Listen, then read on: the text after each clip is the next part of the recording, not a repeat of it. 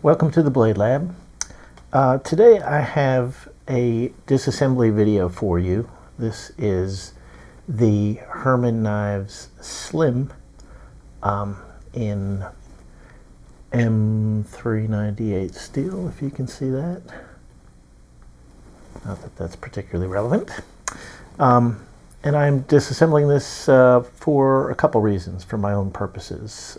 So one reason is that I want to test the HRC of this steel. And the other reason is that I want to put my own edge on it, and that is kind of challenging.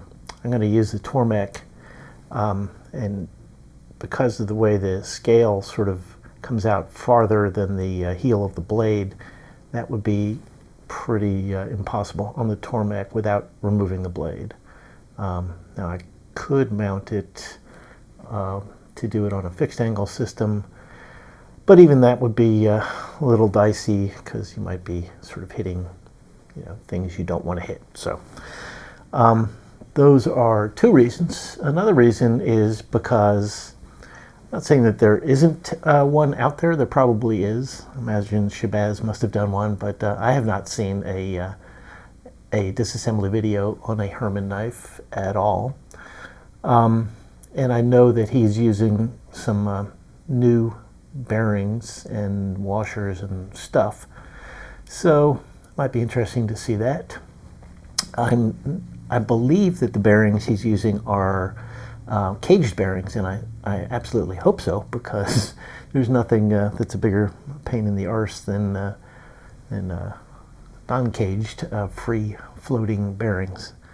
I'm going to try this pivot tool that the knife comes with, although I believe it is also you can use a standard Torx bit, but pretty cool that it came with this. The only question is if it is going to allow me to apply enough torque to open this. So let's dig in.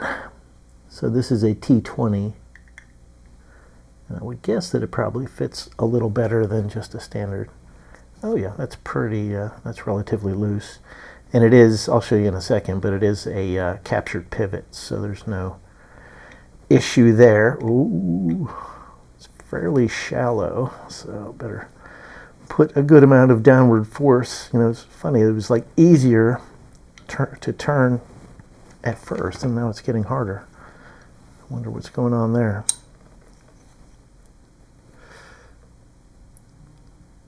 Keep going. Wow, that is really difficult now. Maybe you just do it at half-mast, kind of.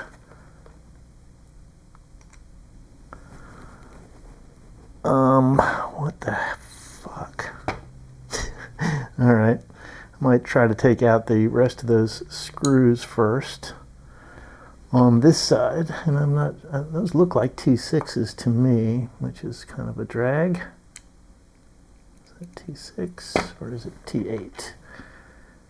This is T8.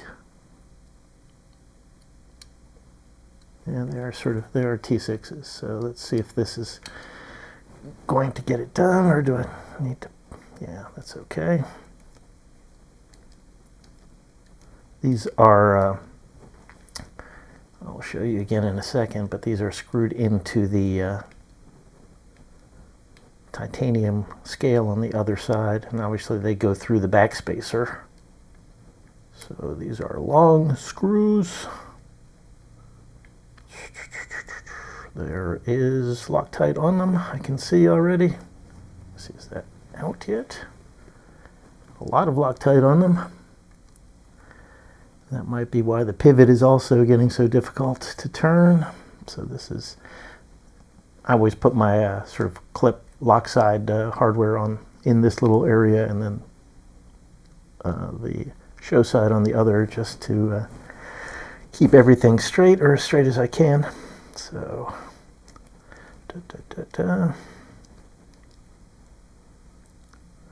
hoping that if I sort of loosen this up generally, it will make it easier to get that pivot screw out. I have no idea what's going on with that.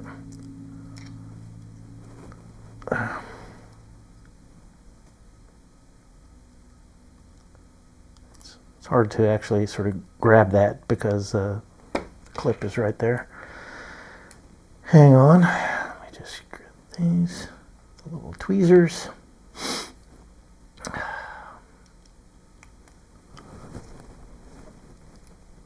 Especially for T6s, when you first try to break them, you really want to be pushing sort of directly into the screw pretty hard so it doesn't slip out. True of other sizes, but T6s, you know, can strip more easily than bigger screws. So, okay, so far so good there. Now we're going to have to go back to this pivot, which concerns me mightily. I can see this is already sort of slipping around here. Whoops, there goes the backspacer. So let's see what, if anything, that did for us. Pretty much nothing. That is just stuck. So I am going to go to something with a little more torque and see if I can do that without effing everything up.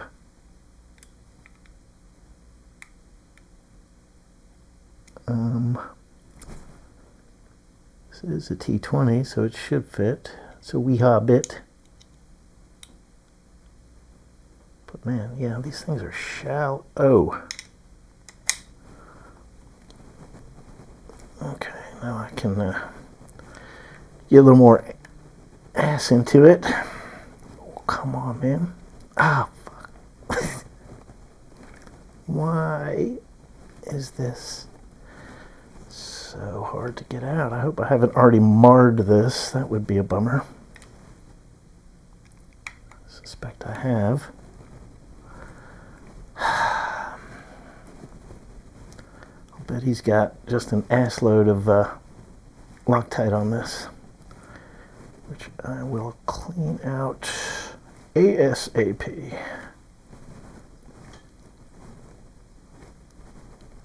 Oh, this is annoying. Could have applied some heat to it, but probably should have, but I think at this point it's gotten a little bit easier and is continuing to get easier, so should be able to survive with only the any damage that I've already done, which is hopefully not a lot. Certainly not stripped. Is that it? No, very fine threads. Oh, there we go. Okay. Let me just take a look at this. Cross my fingers. Let's see.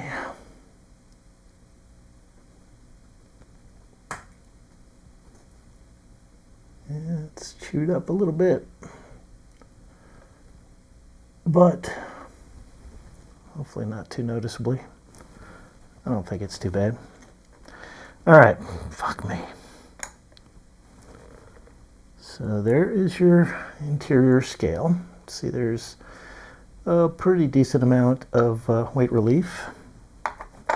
This is the washer and the bearing, and I'm assuming that these are captured because the bearings didn't just fly all over the place.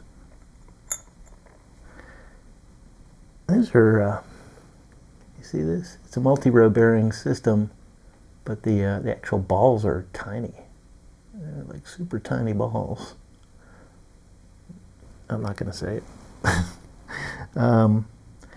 So let me just set this aside. It has sort of there's a lot of sort of gunk in there. You can see the lock bar 2, which is titanium, and the D10 ball. There is no lock bar insert. That is, let me make sure that's titanium. I believe it is. Interesting. So I would assume that that's carbidized. Here's the backspacer. Focus. Yeah, pretty cool, sort of hammered anodized blue, sort of a blue-green, and that is titanium.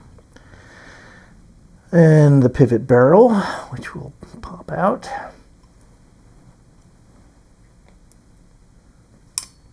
And come on. See if we can just get the bearing to come out. There we go. So yeah, these are definitely caged. Thank God. Yeah, really way too much sort of gunk in this. I don't know if you can see it, but it's I think a little overdone. So that will be the disassembly. We could take a quick look at the blade. This is interesting. Can you see what these, this looks like a lot of numbers here. I don't know if we'll be able to see them. Might need to slap on the macro lens to really get a reading of what that actually says. See how close I can get.